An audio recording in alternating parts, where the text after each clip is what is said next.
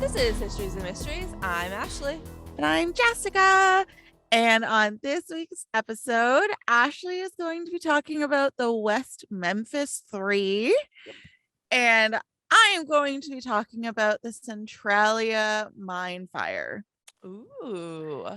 Yeah, so it's kind of we have a theme. We have a theme going on. So and it's our 100th episode. Woo! Which is why we are video recording to release our video for our 100th episode. Yay!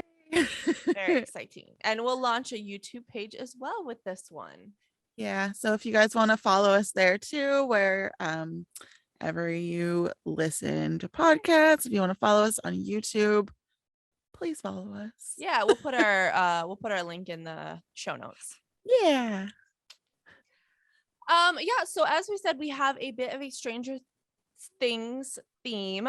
Both Jessica and I are really big fans of Stranger Things, and we were just talking about it, and I was like, I might do the West Memphis Three because Jessica's boyfriend Eddie I love him. I get him in every BuzzFeed quiz. I always get Steve's my man. So does my husband. Every single time he's gotten Steve as well, and then I have you do it too, and you always get Steve. Steve is that scene where she was tying the bandage around his whip. Send that to me. I needed a minute after that. That was real. Literally, when Eddie is being like really cutesy with Chrissy is what gets me. Yeah, that's really cute. Yeah. But I also feel really good about having such a huge crush on Steve because in real life he's 30. So I feel really okay with that. Oh, yeah, that's good for you. You're not as much of a creeper. Yeah, exactly. He's 30 years old, so I'm good. Yeah, it's nice and close in age. Yeah. But yeah, so Eddie's character actually the Duffer brothers, right? Yes. Yeah.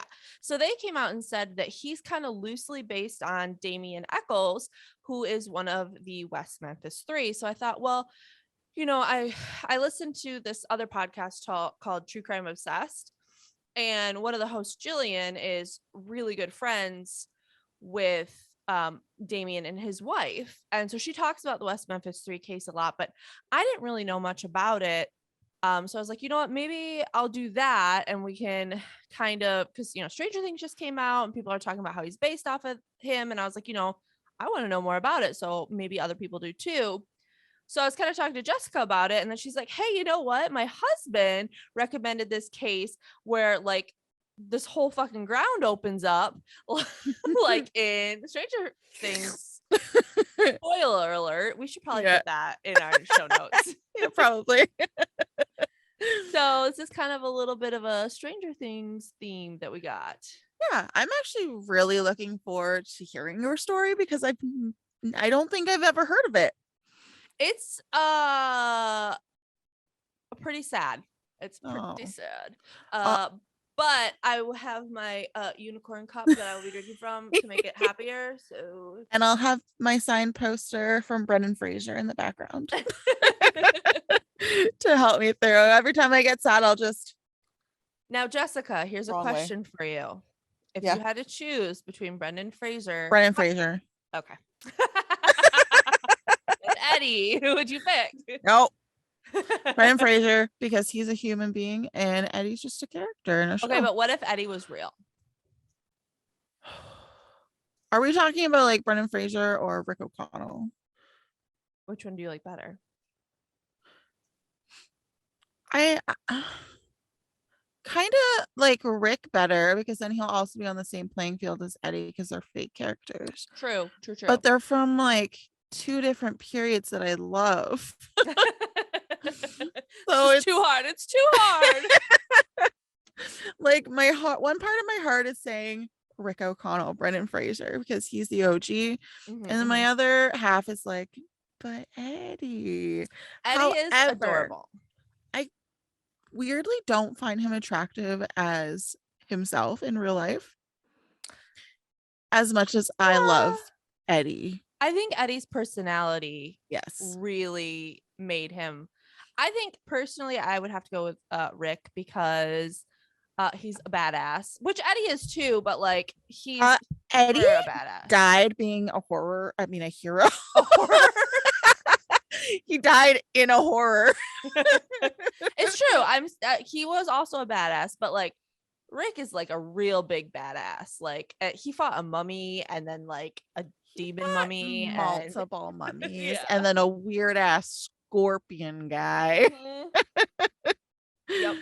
Oh, and all those dead bodies that were pulling him and Emotep down into like the underworld. Yeah. So creepy. Yeah, and he was also funny, and the hair, man. Oh, Had great hair. the hair. Yeah. Oh, what a smoke show. Rachel Weisz though too. Oh yeah, she's gorgeous. Absolutely gorgeous. And for those of you that are actually watching the video this time, you're probably going to get to see how much I actually sniffle that we edit out. Yeah, or the amount of times that we're like yawning in the background because we're recording at like 8 o'clock at night and we're old grandmas. Yeah. So speaking of which, let's get into this. So I got my sources from this amazing famous trials webpage. So they broke it down. They had everything. I also went to Arkansas Times and the Innocent Project because they took up the West Memphis Three case. Oh, that's cool. Yeah. And this is obviously like, again, it's a very broad view, but you can get so much more deep into the trial. So definitely check it out if you want more information. That famous trials page, it's got so much information. So if you want more, check them out for sure. All right. I got a little snarky with this first paragraph while I was typing it. So here we go. Not you.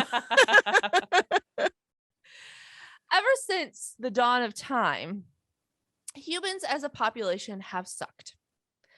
And then I typed, ha ha ha, just kidding, kind of. But not really. Throughout our history, we've always had some type of panic or like social issue that we like to blame everything on. So whether it was a group of people like Hitler's war on any non-Christian white person or the Republican war on any non-Christian white person. And then I wrote everything. ... Oops. Or a supernatural reason like witches, right? Oh, yeah. And we like to think that in the modern day and age, we're much more level-headed and wouldn't damn people based on supernatural reasons. But in the 80s and 90s, we learned that's not the case because we had a little thing called the Satanic Panic. What? Sounds pretty metal, right? Is it? Well, to 3 young teenagers, it was anything but. Oh, no. Eddie. In one of the most famous cases of Satanic Panic, 3 boys ages 16 to 18 were sentenced to death, life in prison.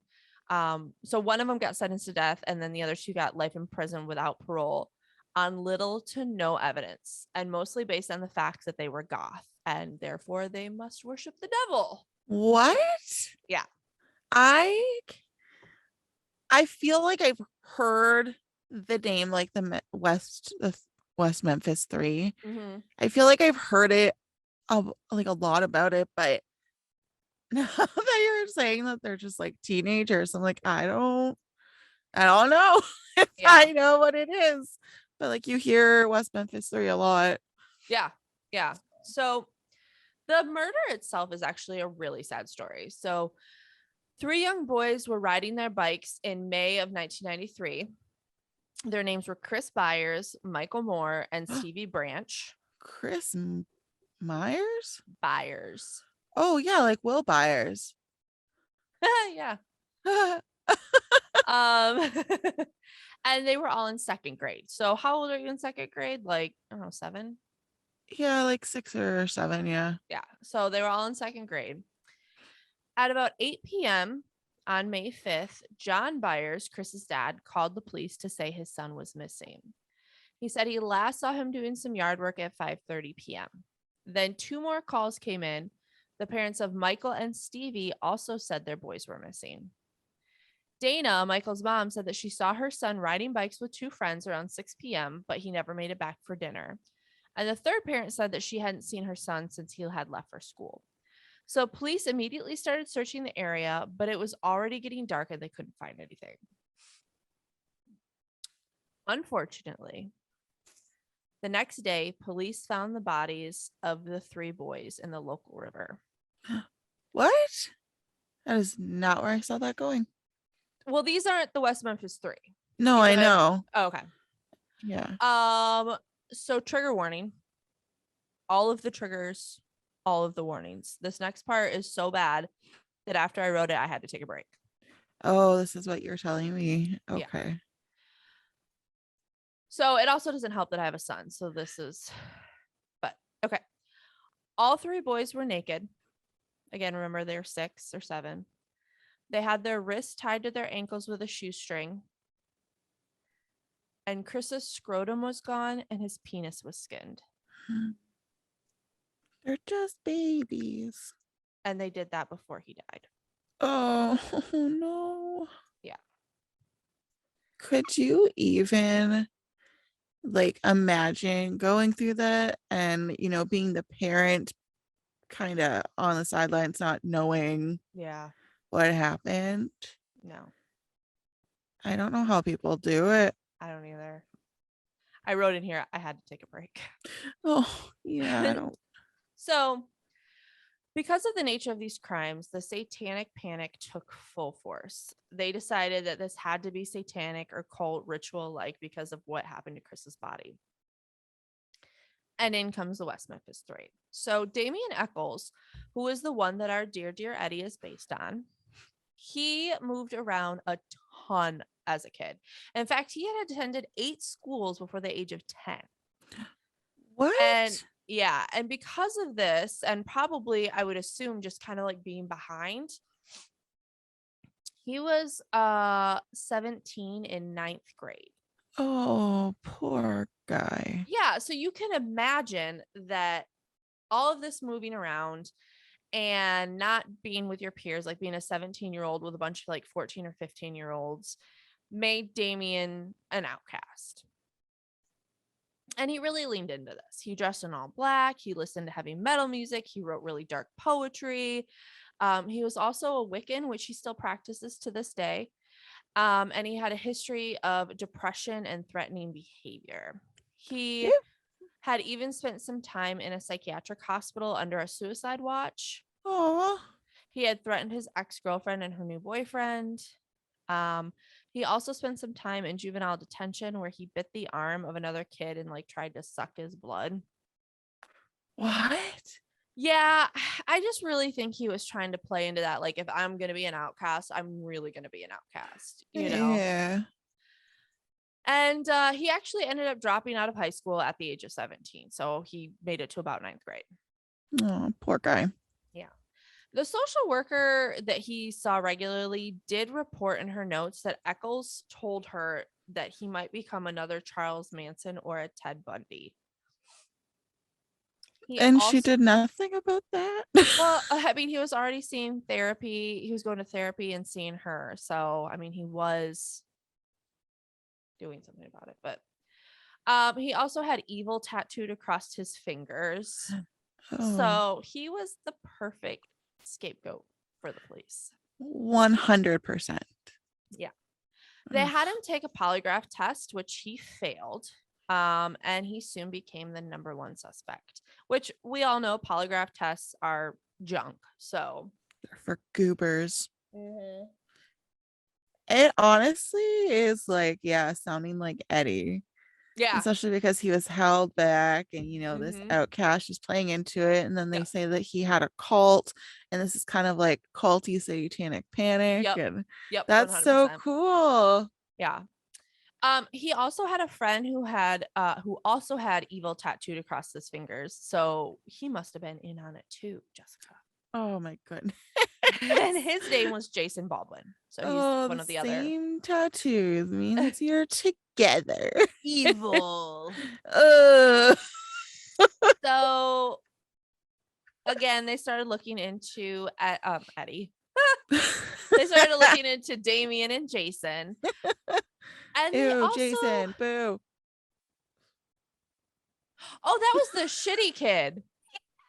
Oh, well, in this one, he's one of the West Memphis Three. Oh, So he's not you in I this one. I really enjoyed how he went. I hated him more than I hated Vecna. Yes. He was awful. Yes, because like with Vecna, you get this really like deep backstory into how he became who he was. Yeah, kind of like you knew him as a person. He was great. And then Jason was just like an entitled wet white dude. yeah, that just had a psychotic break. Yeah. I almost said wet dude. He was white, not wet. But Tomato, tomato. you know. You know.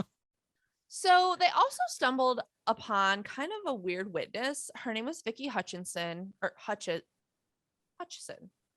And she was actually in the police station for something else unrelated.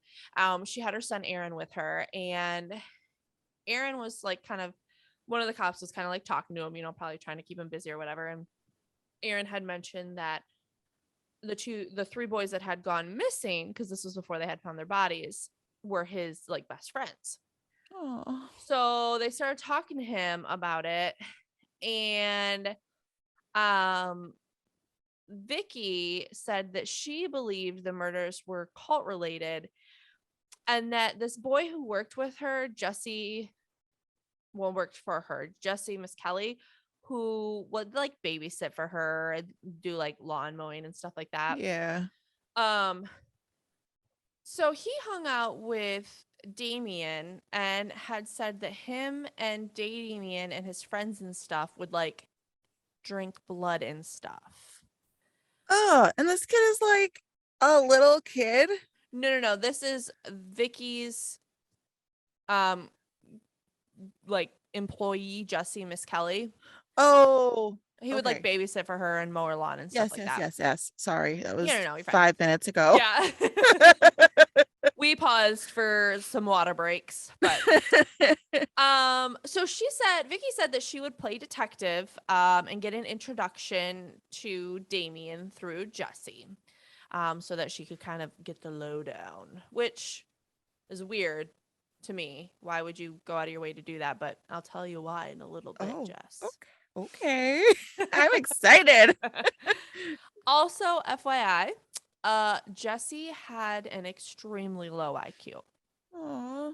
Why are they targeting those little like why? Yeah. So anyway, everyone involved thought that this was a good idea for Vicky to play detective for some reason. So off she went to meet Damien Eccles. And this is the story that Vicky told police had happened after she met Damien.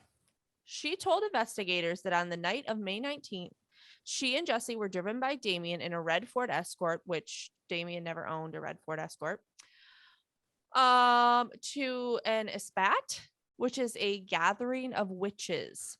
She said it was in a field outside of town where she encountered 10 young people, each with faces and arms painted black, stripping off their clothes and touching each other.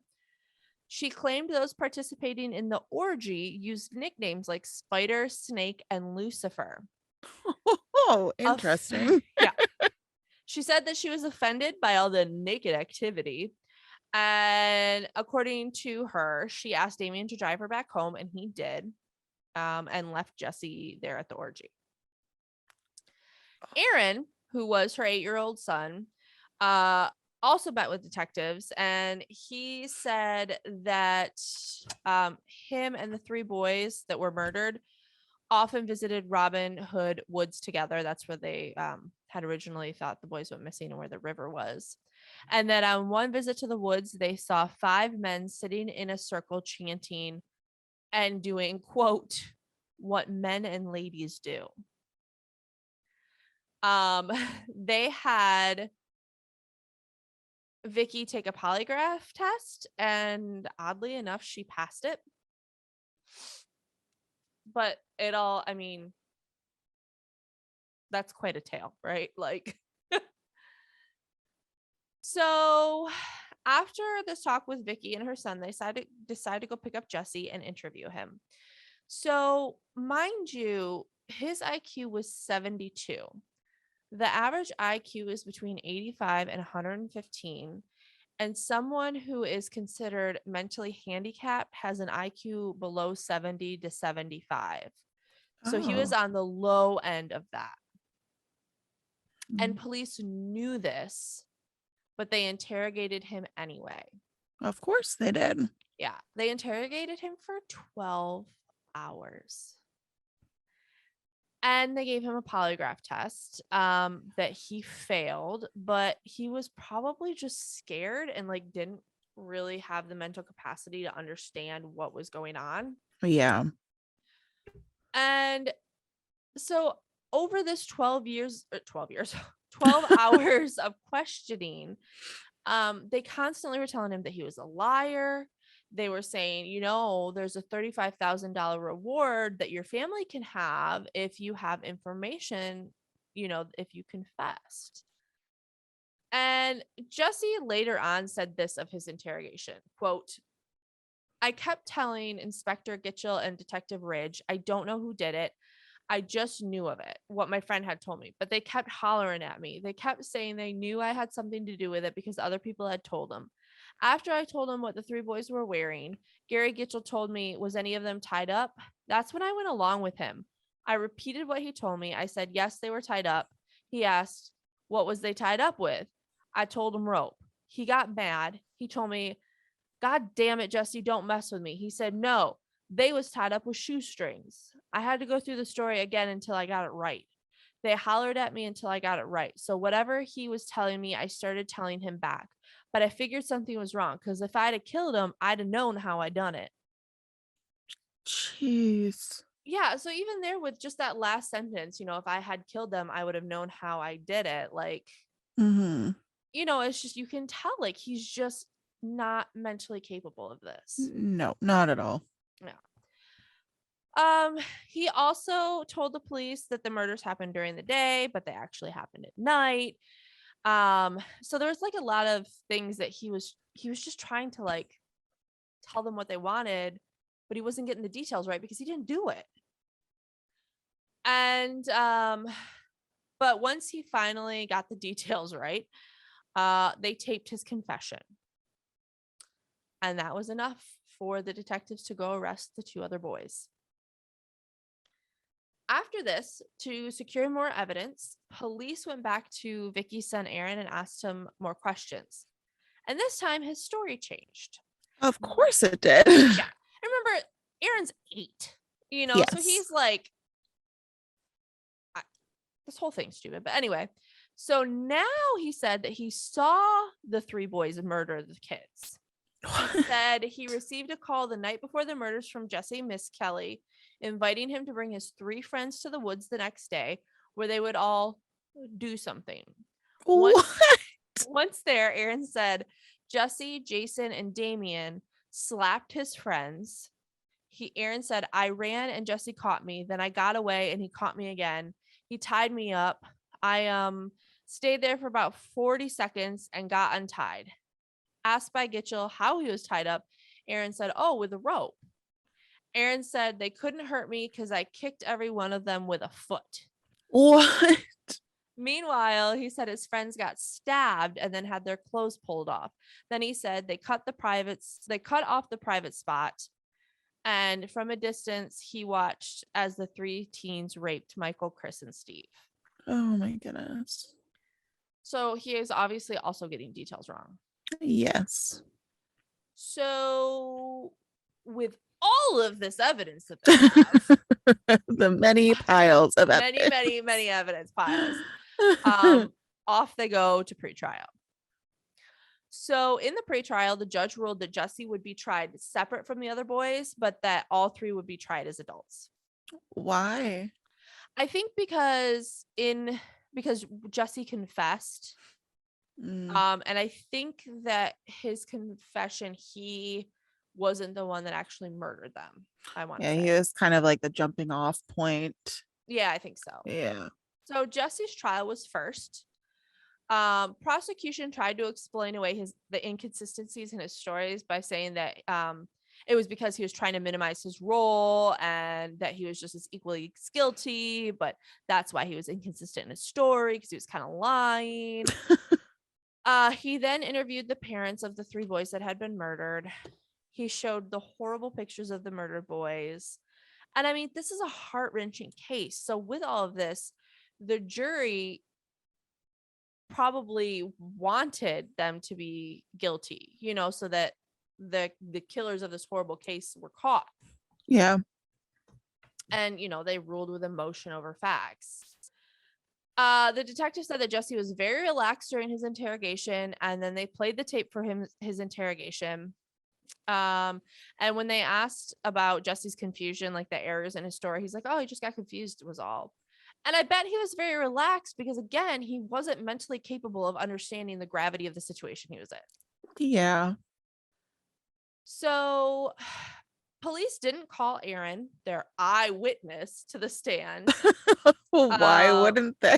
Because he's 8, right? And like, who knows what he's going to say on stand. Yeah. But they did call his mom. And she talked about like the witchy stuff and blah, blah, blah, blah, blah. They also called a state crime lab employee named Lisa, and she testified that a green polyester fiber found on a Cub Scout cap of one of the boys was microscopically similar to fibers found on a shirt in Damien's house, and then a red rayon fiber found near the bodies was also microscopically similar to the fiber of a red bathrobe found in Jesse's home. But Lisa admitted that the results did not imply that either the shirt or the bathrobe was worn by the murderers at the crime scene, but that it was possible the fibers were carried to the crime scene by like a secondary transfer. She also said that there's a lot of fibers in the world that are microscopically similar, and that basically the discovery really didn't prove anything. And that's it. That's the prosecution's case. That's hilarious. Right? But the jury found him guilty. Oh, no. And they sentenced him to life in prison without the possibility of parole. Just because you're a little different doesn't mean that you're a murderer. Yeah. Yeah. Like, what the frig? Yeah. All right. So then came Damien and Jason's trial. And Jesse said that he wasn't going to testify against them. So the prosecution had very little to go on, but damn, did they try. In a later testimony, Ridge reported, that was the detective, that during Damien's long interrogation at the police station, he had claimed that all persons hold demonic forces inside them. He talked about the mystical significance of water and noted that 3, the number of boys killed, of course, was a sacred number in the Wicca religion. Okay. And Jessica, I mean, this next part, it's just gonna put me over, right? Yeah, it's gonna for sure tell you that he's guilty. Yeah. Okay, let's go. He read a lot of books by Stephen King. Guilty as charged. Oh, my husband would be guilty then. Yeah. He also wore all black. Oh my God, I do too. Oh no, I'm in a cult. And he carried knives. Hey, also my husband. Yeah. And when they searched his house, they found, are you ready for this? 11 black t-shirts. Crazy. Oh my God. They also found a book called Never on a Broomstick. I don't know what that book is. And The Skull of a Dog, which is a little weird, but you know. Skull of the Dog was probably like a freaking comic book. No, like a legit skull of a dog. Oh, I thought you because you're talking about what he was reading. Yeah. No, and then all of a sudden it's like, and they found a skull of a dog. Yeah. Okay. Like what? The prosecutor also made a point to point out that it was a full moon on May 5th. Oh. Yeah. Oh my gosh. They called in an occult expert from Ohio, and As you do. as you do, and he testified that the number 3 was one of the most powerful numbers in the practice of satanic belief.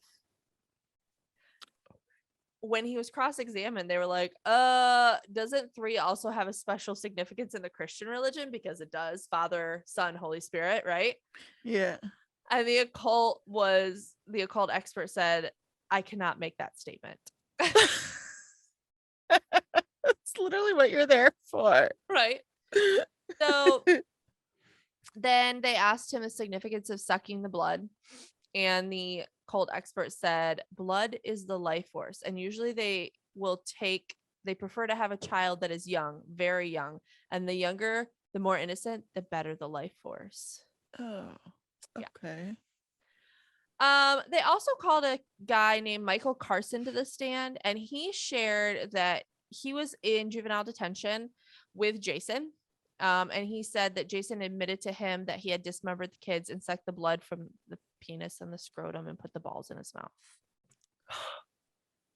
He said that he came forward with this information because he knew how brokenhearted the parents were, and that he had a soft heart and he couldn't take it, Jess. He couldn't take it. He couldn't not say anything, huh?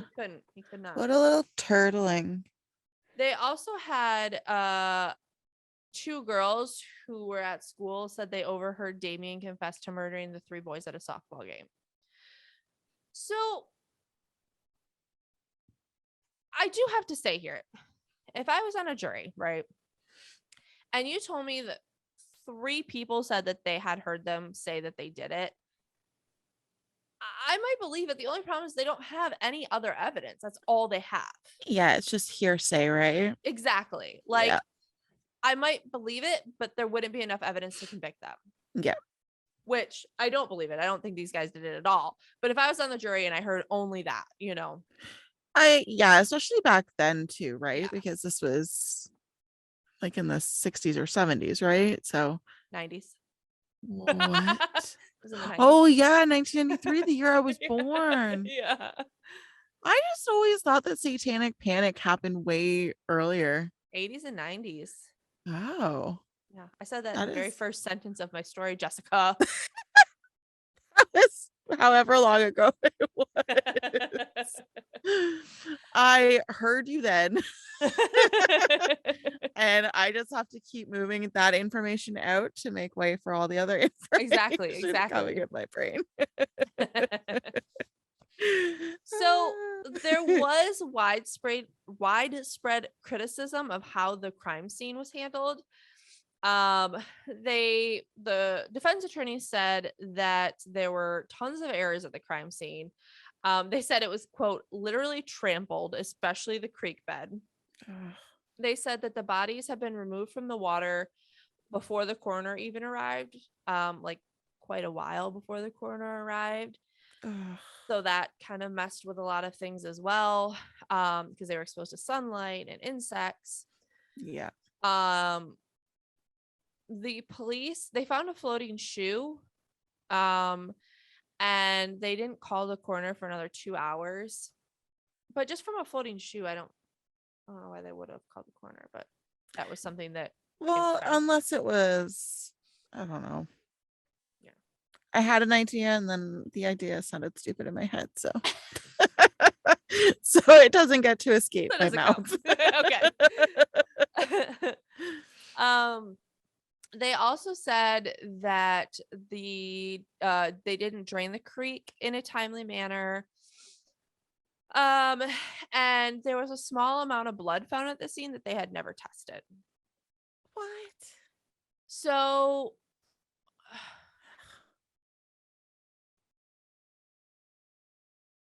there was just a lot of. Sorry, my notes went weird here. And they also said that police records were a mess. They said they were everywhere. And they said that this was a really small town. And so they had never had a case like this before. And so they were kind of in over their head. But so all of this kind of played into just this really bad handling of this case.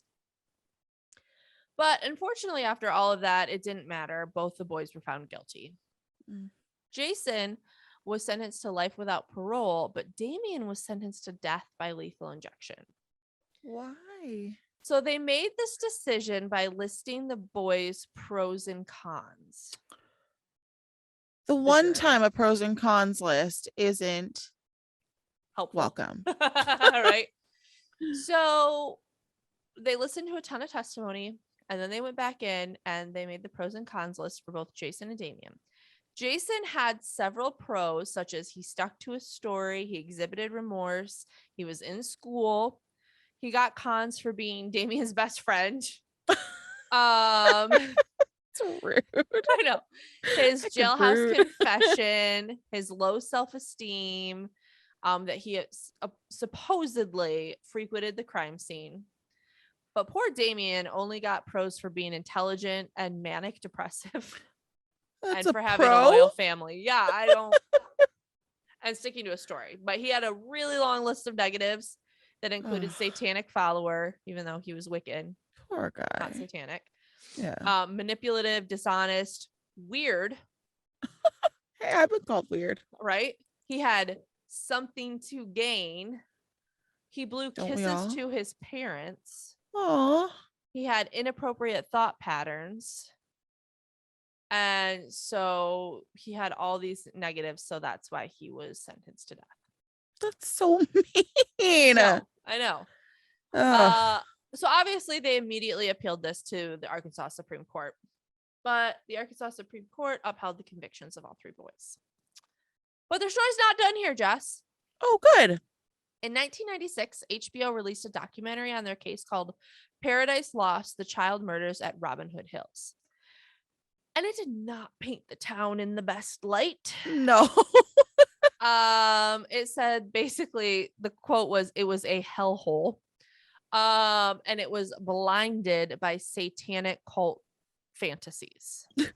Okay. So this documentary actually started this like huge movement for the boys. Wow. To free them for their conviction. And like websites were started, there was petitions and everything. And then in 2003, Vicky, remember Vicky, our good old friend? Good pal, Vicky. Yep. She confessed that everything she had testified was a lie. And that she was afraid that if she hadn't cooperated with the police, they would take her son away. Oh my She goodness. said that the police told her to say what to say and told her that if she didn't testify how they wanted her to, they would take her son and implicate her in the murders. Wow. She says she also knows of at least one piece of evidence destroyed by police. That's wild. Yeah. And her son, Aaron, who is now 18, said that the police tricked him into saying what they wanted him to. But to counter this, the police chief says that she's just trying to get her 15 minutes of fame. He doesn't know why she's saying that she lied now. So it can honestly go both ways, right? Yeah. So then in 2007, some DNA evidence at the crime scene was retested and nothing matched any of the three boys convicted.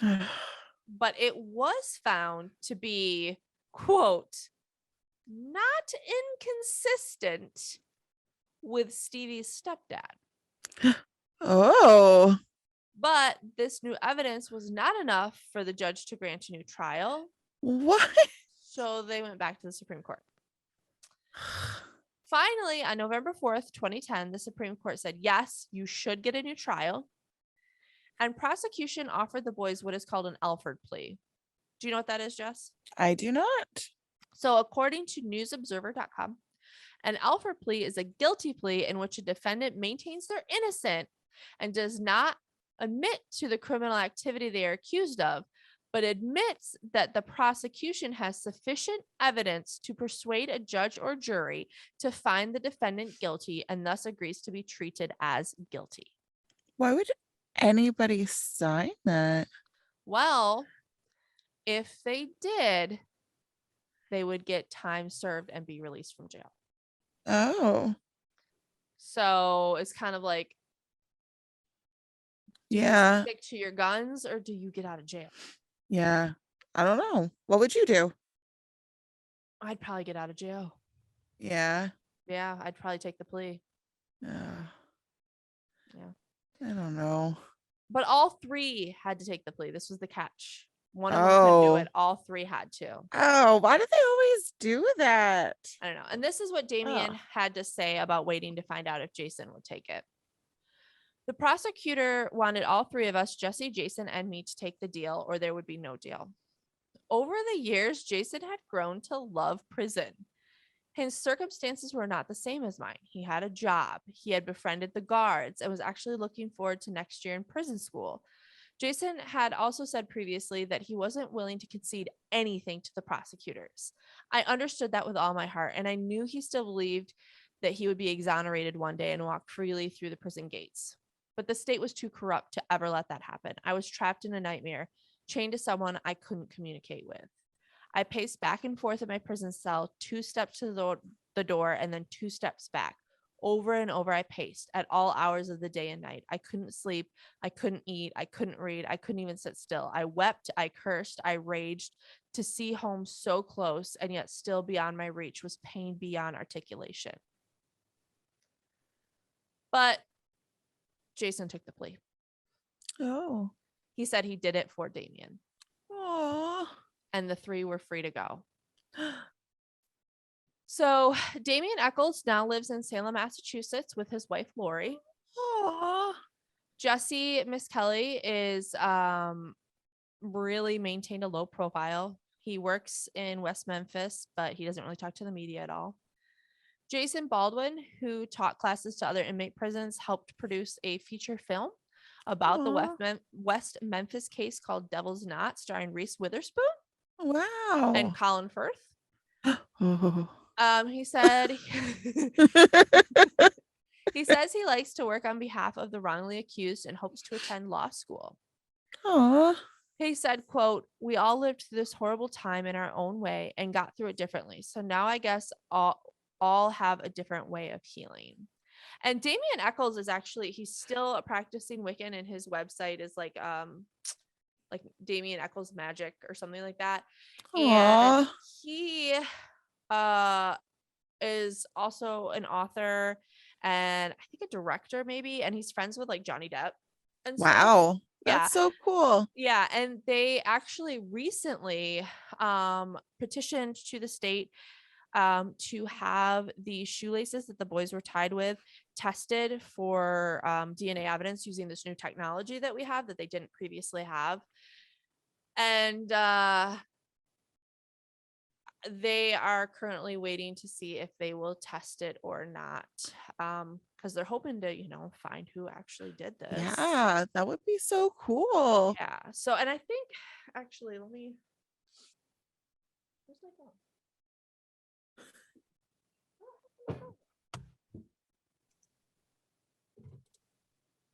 Because there was just a story. Oh, here it is, right in front of me. There was just a story today that my podcast group that I'm in for True Crime Obsessed, she posted about the case and what they're doing with the DNA right now. Oh. And she said that I can edit all this pausing now, I think. Here we go. Wait, you can edit? I think so.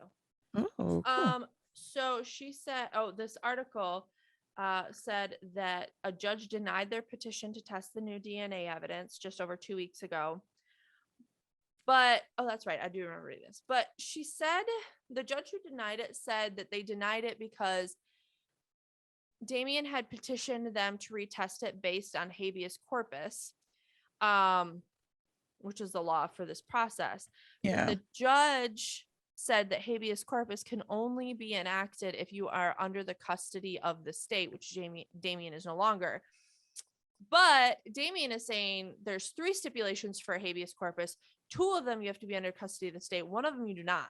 Yeah. So she interpreted the law incorrectly, and they're taking it to the Supreme Court. So that's where good. we are. Yes, because he wants to get exonerated, right? That's crazy. He took this Alford plea, but he wants to be completely exonerated, not guilty, and maybe figure out who the heck did this, because they do have different theories, and one of them is the stepdad. Yeah.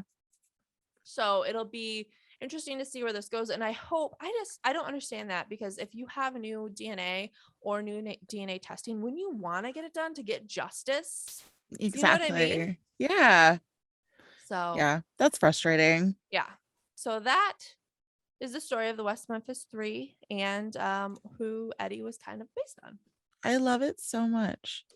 Thanks. I hate how it ended up Yeah. currently, but it was very fascinating to hear about. Yeah. And I'm gonna change my lights. Get purple. ooh. And like it just was not what I was expecting. Like Yeah. I honestly thought it was like in the 70s and they were adults and it was just like, you know, bad timing Yeah. to be weird, you know? Yeah. Yeah. I mean, it was bad So, timing to be weird, but yes. yeah, for sure. Well, thank you so much. I really loved hearing about that. And it really honestly does remind you of Eddie. Yeah. Like And so much. if you look up Damien, I mean, he doesn't have long hair, but he definitely like embodies that. Oh, I love that. Oh, well, thank you for sharing that story. Yeah. Yeah. So let's get going like Hawkins when it gets split up. Oh no. Are we ready? We're ready. Let's do it. Okay. So I'm going to talk about the Centralia Mine. And I got my sources from All That's Interesting, of course. Of course. History.com, of course. This one's new. BT.com. Ooh. And then the Smithsonian Magazine. I love the Smithsonian Magazine. It's great. It's got so much good information. So good. And it gave me a lot of this first part of the story because it's kind of going into the history and kind of science behind what's going on. So it's really cool. Okay, cool. I'm excited. Yeah, me too. So like I had mentioned, my husband had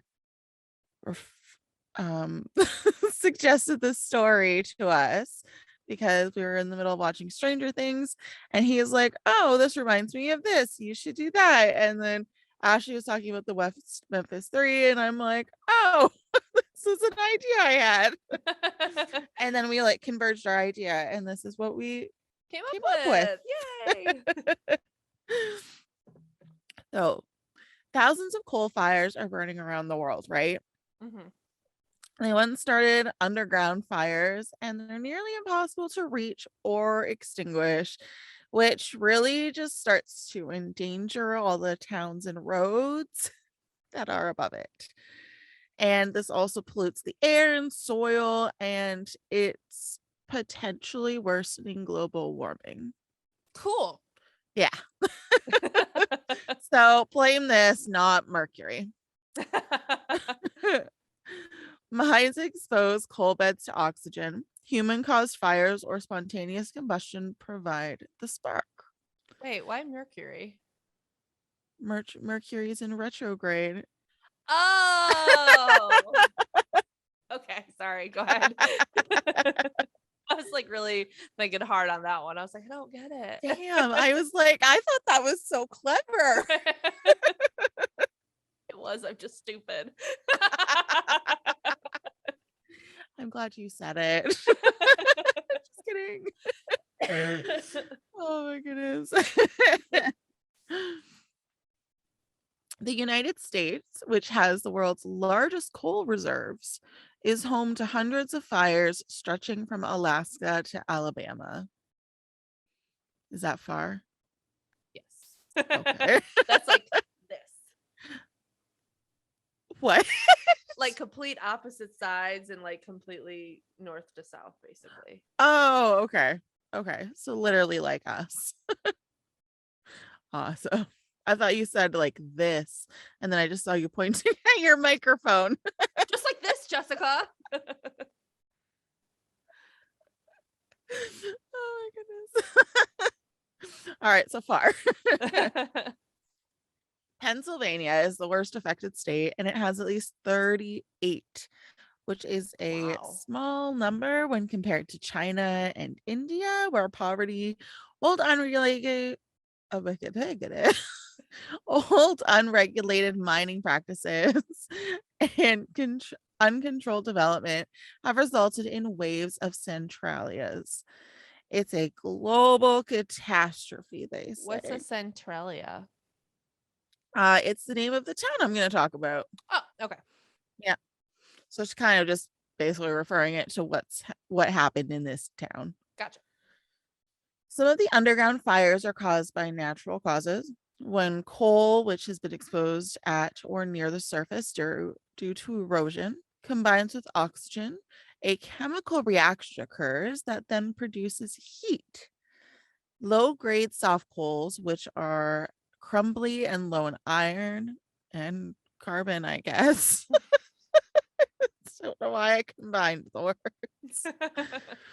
Can spontaneously combust at temperatures as low as 104 degrees Fahrenheit. Soft coal can also be ignited by lighting or a bush. What? I wrote I wrote by lighting instead of by lightning. Oh, like lightning hitting a bush. Yeah. Ah, okay. Yeah. Words are hard. The fires then burn downward, gaining oxygen through fissures in the rock and microscopic spaces between dirt grains. An underground fire can smolder for years, if not decades, without causing visible damage to the surface, which is crazy. Yeah, so like I mean, I wonder if I'm sure they like scientists know, but I wonder if like people like know that it's Well, there. and that's the scary part, right? Is like, what if the scientists don't even know? Yeah, yeah. And then all of a sudden your town just goes, hi. Like Yeah. that terrifies me. I see those videos of those sinkholes that just like randomly happen when people are driving, and it's terrifying. Yeah, I used to live in North Carolina and they had a sinkhole open up in like the back of like one of the malls. Like it just Oh my yeah, it goodness. was crazy. How does that happen? I don't know. It was crazy. That's terrifying. Yeah. All right. Well, burning subterranean coal eventually turns to ash, which creates huge underground voids and causing overlying ground to crack and collapse, allowing more air in and fanning the fire. Hmm. Oh, God. Oh. Much of the American West's landscape, its mesas and escarpments, in the formation of clinker, which is a hard mass of fused stony matter. Surfaces formed in this manner withstand erosion far better than adjacent unfired surfaces, resulting in clinker outcrops. From the Canadian Arctic to Southeast Australia, many ancient fires like those still burn. Scientists believe Australia's Burning Mountain, which is the oldest known coal fire, has been burning for 6,000 years. Wow. That's Isn't that crazy. insane? Yeah, that's super crazy. Explorers mistook the smoking summit for a volcano in the 19th century. Yeah, yeah, I can see why they would do that. Yeah, for sure. Yeah, wouldn't that be wild to Yeah, see? yeah. Oh, how cool. Even if the fires are natural, humans increase the scale of them.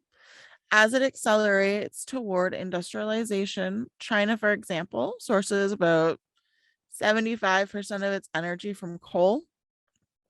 So fires are spreading as a result of this mining of its vast coal fields. Hmm.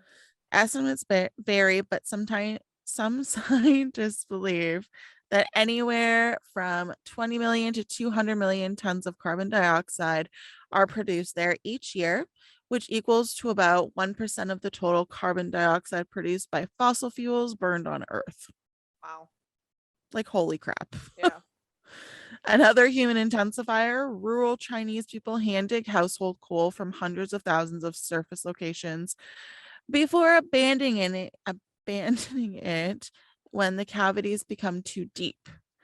The practice punctures the earth with countless small pits, exposing loose coals and powder inside, making them highly combustible.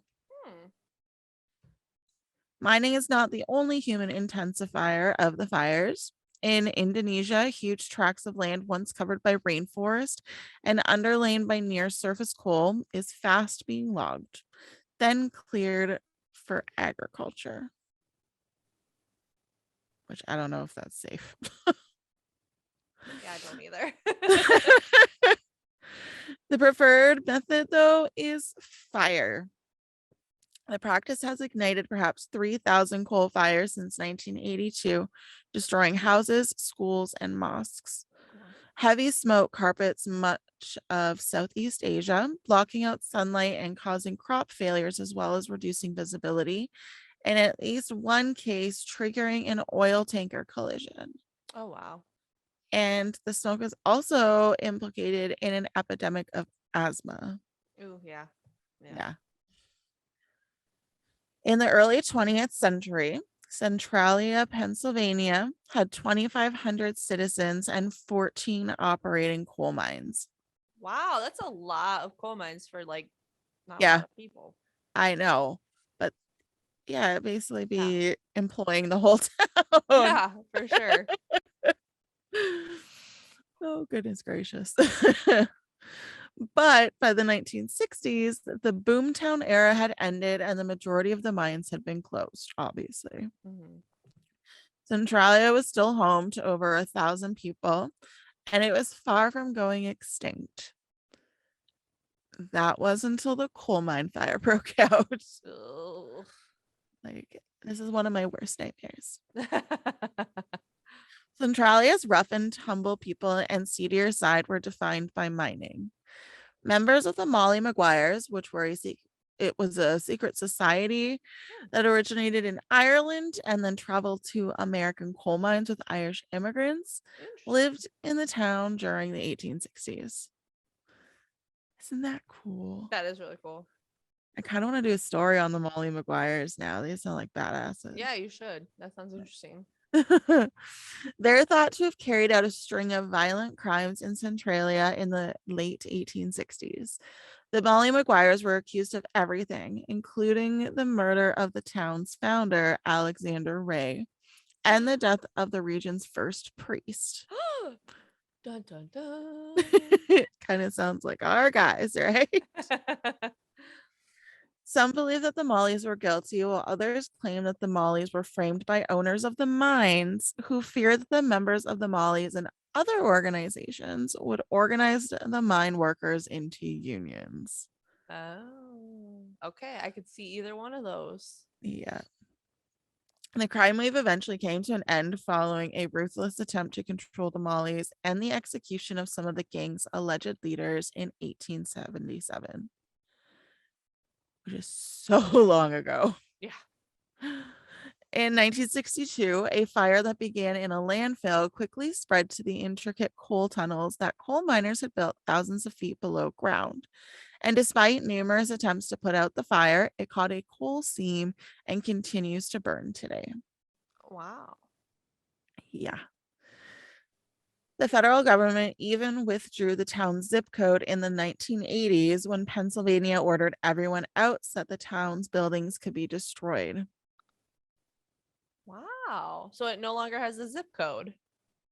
Yeah. That's crazy. And there are only 6 homes that are now occupied. Oh, Still occupied. wow. I know. Even though it's been decades since this fire first began, it still continues to spew poisonous smoke into the air through hundreds of fissures, making the ground it seeps through in constant danger of collapsing. Ooh. The And people Centralia, still live there? yeah, Oh my gosh. Isn't that terrifying? Like, I don't Yeah. think I could. No. Yeah. And I understand why they do it, and I'll get into it, but like, Okay. good on them. Terrifying. Yeah. Yeah. Oh my goodness. So the town council had met in May 1962 to talk about the new landfill and to address the town's issue with unlawful dumping. So it constructed a 50-foot deep pit earlier in the year that covered a space about the size of a football field. And before the town's yearly Memorial Day celebration, the landfill needed to be cleared because it was becoming overloaded. Oh. Council members brought up an apparently simple option at the meeting. What would you do? Are they just gonna throw it into the coal fire? They're just gonna burn it. It initially appeared to solve their problem. I mean, the garbage burned. That's So they problem. know that the underneath of their town is on fire. I don't think they do. Oh. No, I don't think that they know at all. Oh, okay. I'm sorry. I Yeah. thought they knew. No. They didn't know. And this is when it catches on fire, but like Okay. the coal mines were underneath, right? It's like all these perfect conditions met up with Mhm. each other and allowed what's gonna happen to happen. Okay. So the pit was lined with an inflammable material by the fire department to keep the fire contained when it was started on the evening of May 27th, 1962. So seems like they're doing things right. They extinguished the residual flames with water when the landfill's contents were reduced to ash. Residents, though, saw flames once more 2 days later, Uh-oh. then once more on June 4th, a week later. Uh-oh. Firefighters in Centralia were perplexed as to the source of the persistent fire. To agitate the remains of the burned trash and find the hidden flames, they utilized bulldozers and rakes. Finally, the root of the problem was found. There was a 15-foot wide and several foot deep hole along the north wall of Centralia's dump site. Oh.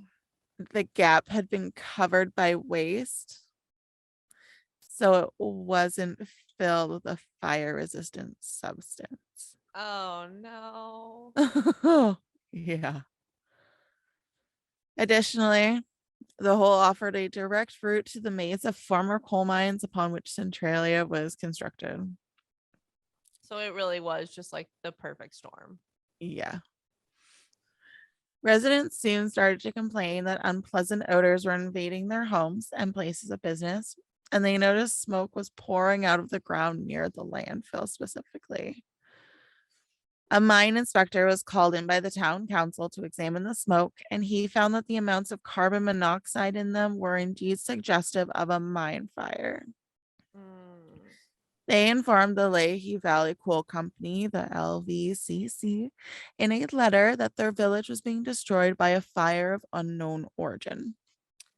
You'd think that that would give them a bit more sense of urgency than just sending a letter. Yeah. Like send a letter boy. Yeah. Like Well, call this or is also the something. 1960s. Yeah. I mean, they had phones in the 60s. Give them a call. My town's on fire. Like, Give him a call. Yeah. I can just imagine the letter, like, to whom it may concern, our town is on fire. Thank you. That would have been so funny. Like, what in the world? I love that. Oh my goodness. So the company that owned the coal mine where the fire was now going met with the council to discuss how to put out the fire as fast and affordably as possible. However, before they could make that decision, sensors picked up deadly levels of carbon monoxide pouring from the mine, and all of the mines in the Centralia region were promptly closed. And I do keep going between Centralia and Centralia only because I heard it pronounced both ways. So, Works for me. I've never heard it pronounced anyway. So Okay. I heard it being pronounced 2 different ways, and I'm like, I don't know what to do. So I'm just going to switch back and forth. yeah.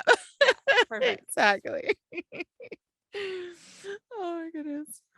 Pennsylvania's Commonwealth made multiple attempts to stop the Centralia fire, but none of those were successful. Mm. The initial undertaking comprised digging beneath Centralia. Authorities in Pennsylvania intended to remove the trenches in order to expose the flames and put out the fires. However, the architects of this idea significantly overestimated the amount of dirt Oh. that would need to be removed, and they eventually ran out of money. Oh. Yeah. The second strategy entailed putting out the fire with a solution of water and crushed rock. Okay. However, the stone grinding equipment and the water lines both became frozen due to the unusually low temperatures at the time. Of course. This just reminds me of Oak Island, just like one problem after the other. Did I tell you we went to that guy's winery in Traverse City? Yeah. Yeah. How was that? It was beautiful. Oh, nice. Gorgeous. Yeah, my dad was really excited. Because he watches the show, right? Yeah, he's like Yeah. obsessed with it. He's got a hat. He's got it all. He loves Aw. it. Yeah, because this basically reminds me of that. Yeah. Just keep It's trying and trying and trying and nothing's working. Yeah. yeah, exactly. The business was also concerned that the labyrinth of mines could not be fully filled with the amount of mixture they had. So make more. I feel like at this point, like you got to do something, people. Gonna have to put a Yeah, little money into this. exactly. Yeah. Yeah. So they chose to just fill it halfway in order to give the flames plenty of room to move. But like, don't you want Move them to go where? out? Yeah, move where? I don't know. It's confusing. Okay. Their initiative eventually ran out of funds as well after going nearly $20,000 over budget, and the fire had grown by 700 feet by that point. Wow. Yeah. So they're not even like making a dent in this. No. But people continued to live about the hot, smoky ground and go about their daily business. By the 1980s, there were still approximately 1,000 people living in the town, and the locals relished the opportunity to produce tomatoes in the dead of winter and avoid clearing their walkways of snow. I mean, look on the bright side, I guess. Exactly. Lamar Mervine, the 90-year-old mayor of Centralia at the time, claimed that residents had become accustomed to it. He said, "We'd had other fires before and they'd always burned out. This one hadn't." Sounds Yeah. like something a 90-year-old guy would say. Yeah. And you're like, okay, grandpa, go take a nap. I don't wanna. Oh my goodness. However, Centralia, Pennsylvania started to see the impacts of the fire's perpetual flame underground 20 years after it first ignited. Wow. As a result of carbon monoxide poisoning, residents started passing out in their homes. Oh. The ground turned to ash and the trees started to die. Sidewalks and roads also started to give way. Mm. The genuine turning point occurred on Valentine's Day in 1981 when Todd Domboski, then 12 years old, had a sinkhole open beneath him. Oh. The sinkhole was 150 feet deep and the ground was scorching. Oh. Only by grasping onto an exposed tree root before his cousin arrived to rescue him did he manage to survive. Oh, God. Yeah. Poor little guy. But imagine. Terrifying. Like, that's terrifying. Yeah. Pennsylvania had tried to put out the fire with no luck for more than $7 million by 1983. Oh my gosh. Yeah, so they put money into this. Yeah, they did. Holy crap. Yeah. So it was kind of time to leave at this point. Like nothing was getting done. Yeah. So the federal government allocated $42 million for the purchase of Centralia, Oh. demolition of the structures, and relocation of the inhabitants in that year. That was a tongue-tied sentence. So the government paid to help relocate the people? Is that what you're saying? Yeah. Oh, good. Yeah, So I that's was what it thinking about that. I was sounds like, like. if you can't afford to move and you don't have a job, what are you gonna do? Yeah. No, I'm pretty sure that's how I understood it, was that the Okay. government was helping them leave. Okay. Yeah. So a guy named Greg Walter um wrote for People, like the magazine, in 1981. He wrote, "Even the dead cannot rest in peace. Graves in the town's two cemeteries are believed to have dropped into the abyss of fire that rages below them. Earlier that year, a 12-year-old boy fell into a sudden sinkhole created by the fire, barely escaping death." Like, Whoa. I didn't even think about the graveyards. Holy crap. yeah. Yeah. And just, oh, it's just horrifying. Like, yeah, you're just like, you're gone and you still can't have like a happy existence. Yeah. Just gonna into a hole. Yeah, that's awful. Yes. And like, this is going around everybody, and some of them still didn't leave. Yeah. There were legal disputes and interpersonal conflicts between neighbors that became the norm throughout the course of the following 10 years. Oh no. Mhm. Even a weekly list of those departing was published in the neighborhood newspaper. Very petty. In 1993, hey, our story's tied in. Oh. When only 63 people were still living there, Pennsylvania finally used eminent domain in homes these people had owned for years. They formally became squatters. Oh. And if you don't know what eminent domain is, I don't. okay, it refers to the power of the government to take private property and convert it into public use. The Fifth Amendment provides that the government may only exercise this power if they provide just compensation to the property owners. It doesn't seem fair. Yeah. However, the town continued to exist despite this silly thing. It still had a mayor and a council, and it made its payments. And residents fought valiantly to reside lawfully over the following 2 decades. The state was forced to settle with the remaining residents, who numbered less than 10 people in 2013. Oh wow. Each received $349,500 in addition to the right to keep their homes as long as they live. If they pass away, Pennsylvania will then take possession of the property and demolish any remaining buildings. So it's kind of just like a waiting game at this point Yeah. before Yeah. the government rips the town down, Yeah. Yeah. which is so sad. Yeah, but I understand. It's Yeah, dangerous. it's super Yeah. dangerous. Mervine recalled choosing to stay with his wife. Mervine's the 90-year-old mayor. And he was offered a bailout. And he said, "I remember when the state came and said they wanted our house. She took one look at that man and said, they're not getting it." Like, what a badass granny. Yeah.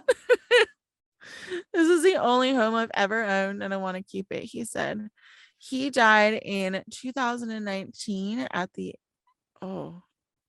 2010 at the age of 93. Okay. I saw the 0 and the 9 and I Just added it. Yeah. yeah. My cat. Oh, hi Nimmy. She's so dark. Yeah. So his childhood home, he was illegally squatting in it when he died. Oh. Yeah. And it was the last remaining building on what was once a 3-block long stretch of row houses. Wow. It's just so sad. Yeah. Centralia, Pennsylvania has less than 5 residents left. Oh, wow. According to experts, Centralia has enough coal under it to keep the fire going for another 250 years. Oh my gosh. Yeah. Yeah. However, the town's history and infrastructure have offered a unique source of inspiration for artistic pursuits. This deserted Pennsylvania village is the actual Silent Hill that served as the basis for the 2006 horror movie. Oh, okay. I've never seen it. I saw it a long time ago. I can't remember if it's good or not. Oh, okay. I don't remember. I think it was, but I don't remember. The movie exploited the location and what happened to Centralia as part of its plot, even though there is no actual Silent Hill town. And for many years, Route 61, which goes into the town center, was given new vitality. This 3/4 mile stretch was altered by artists to become the Graffiti Highway, which is a popular local roadside attraction. Oh, cool. It's actually really cute. I saw some pictures. Yeah. People from all around the nation traveled there to make their mark, despite the pavement smoking and cracking.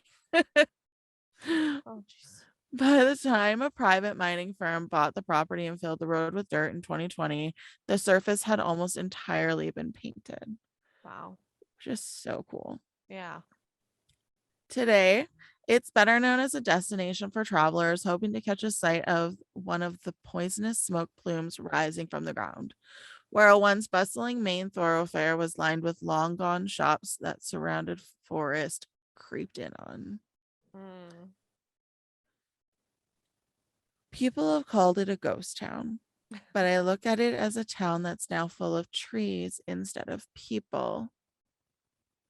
And truth is, I'd rather have trees than people. Same. Same. So funny. And that was one of the residents in the town from 2008. Oh my gosh, that's hilarious. I thought you were saying that. That's funny. Oh no. I wish I had wrote that now. Oh my goodness. So yeah, that's the story on like the Centralia Mine Fire. Crazy. Like it's insane. Yeah, Just that's like crazy. ground opened up and just Yeah. wild. Yeah, and then now we're gonna see next season in Stranger Things why their ground opened up. Da da da. Yeah. Oh, that'd be so cool. Speaking of Stranger Things, I have some facts. Oh, Yeah. We're just gonna move into them because I don't know how else to segue that. okay. Let's do it. So the Montauk Project was a purported US military project that featured experiments on children involving mind reading, mind control, and time travel. Oh. And it's where the show got its original name of Montauk. Oh, interesting. Yeah. And remember when I talked about MK Ultra? I believe Yeah. I also like briefly touched on the Montauk Project. Mm-hmm. And I'm pretty sure that was episode 90. Interesting. Okay. So if you want to hear more of MK Ultra, listen to episode 90. Little plug. An electrical engineer from Montauk named Preston Nichols claims to have contributed to the project. Oh. In season 4, Freddy Krueger actor Robert Englund makes an appearance after approaching the Duffer Brothers about a role in the show. And he's notably one of the 1980s most famous supernatural bad guy. Yeah. The fact that he came to us in a season that's so deeply inspired by the Nightmare series and by his performance, especially in those movies, it felt just like fate, Matt Duffer said. That's awesome. Yeah, he's like, it was okay. This is totally meant to be. Yeah, for sure. And if you've watched the newest season, he's the one that played Victor Creel, the guy that had the no eyes. Oh, yeah. Okay. Yeah, so he was the old guy Yeah. with no eyes. And I didn't even realize it. And Kai was like, yeah, that's what's his face. And I'm like, oh my God, I didn't even know. Yeah, wow. Yeah. So that was a cool little kind of tie in. I love that. I love it. Yeah. And it also reminded me of Hannibal too. So yeah, like in the South type of thing and the way he was acting and stuff. Yeah, Yeah. totally. I definitely got that Oh, vibe. and especially when like they went into that like little hallway dungeon room where they all are Yeah. separated. Yeah, that reminded me of that too. Yep.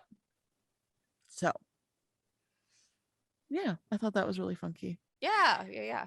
And Hopper is based off of Indiana Jones.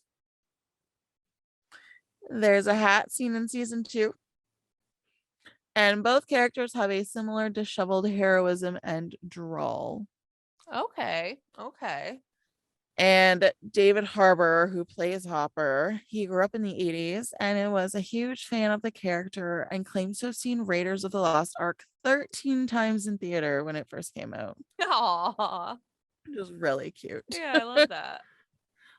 The Duffer Brothers described David's intention to channel Indiana Jones, even going as far as to want to recreate one of the archaeologist's most famous scenes in the show, which is The Rock coming at him.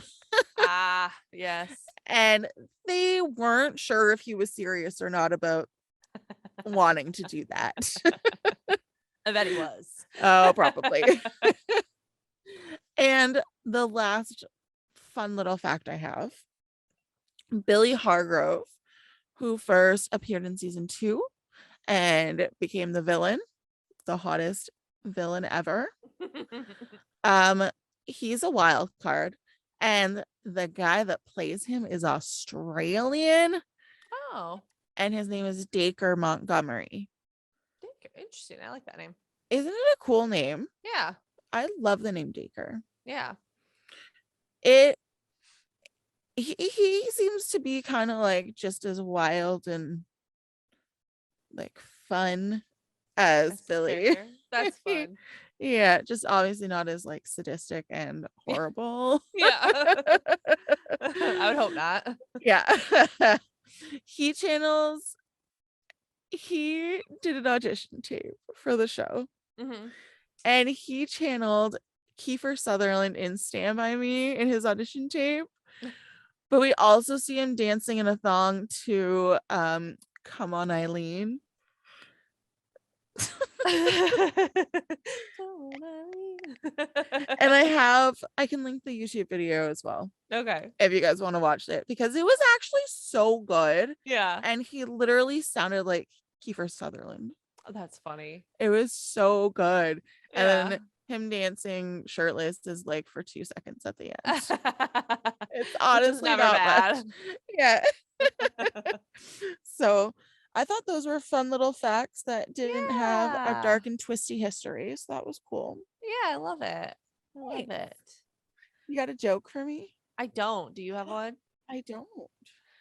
Well, we could use the facts as our joke. Okay. Oh, or we could did you hear the Chrissy song, Chrissy Wake Up song? Yeah.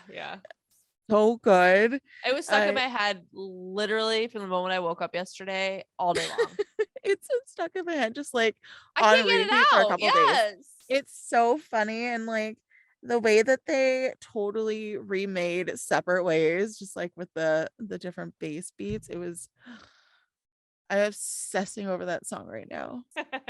It's so good. And it went so well with like what was happening in the show. Yeah, it did. It was amazing. It was, yeah. I love it. Well, we really want to thank you guys for sticking with us for 100 episodes now. Yay! This is amazing.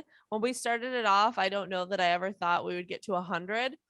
That's crazy. It's wild to me to think, because when people ask how we met, and I'm like, oh, through a podcast group online. Yeah, we're complete strangers when we started this. Yeah, I reached out. Oh, excuse me, it's 9:40 here and I'm old and tired, but I started a podcast a couple years ago. I only got one episode out, and then my co-host bailed on me, and I've been wanting to start one up ever since. And so I kind of like reached out, and Jessica had commented on it. So of course I went and stalked your profile to make sure you weren't like a weirdo and see if you seemed cool. And you did. And here we are. Am I everything you dreamed I would be? Everything and more. Oh, good. Yeah, so hopefully we'll be able to do 100 plus more episodes for you guys. We would love that. And Yeah. our video quality will get better and Yeah. we get better, but this is very nerve-wracking. We were both really nervous to do video, but Yes. we hope that you like it. Let us know what you think. If you liked it, or if you're like, oh my God, keep your ugly faces off. We just want to hear your voices. Let us know. Yeah. But we appreciate all of you guys, all of our listeners, all the comments you leave us. I I definitely know, people left comments like, you guys seem like my friends that I get to hang out with. And I definitely get like that with my podcast. Like when I Mhm. listen to Let's Go to Court, I'm like, oh, they're the best friends. Yeah. So I definitely Yeah. understand that. And we just love and appreciate you guys so much. And Yeah. just want to thank you for being so loyal and listening to us and letting us continue to do this because we really enjoy it. Yeah, it's a really fun like thing to do on the side Yeah, it because is. we're both like moms, we both work, like things can get intense and overwhelming. Like today I was just very socially drained Yeah. and I just from work and I just couldn't deal with social interaction at home. Yeah. And it's like, oh my gosh. Yeah. And it's just like a nice little escape, like a nice little treat that we have Yeah, once a week. exactly. Yeah. And it's So, really fun. So thank you so much. Like Ashley yeah. said, we love the comments that you guys leave us and we love the bad ones too. So Yeah, we learn from them and get better. And that's what we want to do. exactly. We want to get Yeah. better. So, And if you guys have any stories that you want to share with us, any true crime stories, any ghost stories, cool like family history stories, we would love to hear them. yeah. You can email us at historiesandmysteries515@gmail.com. Where else? You can also Facebook or Instagram us. We are Histories and Mysteries Podcast on Instagram, Histories and Mysteries on Facebook. And if you're listening to this through your eardrums on Spotify and you're not watching our beautiful faces, we're going to post a link to it in our show notes for you if you want to go watch it. And if you want to rate and review us, you can do so on Apple Podcast or Spotify. Yeah, we really appreciate it. So, Yeah. again, thank you guys so much. And we look forward to bringing you 2 new stories next week. Bye. Bye.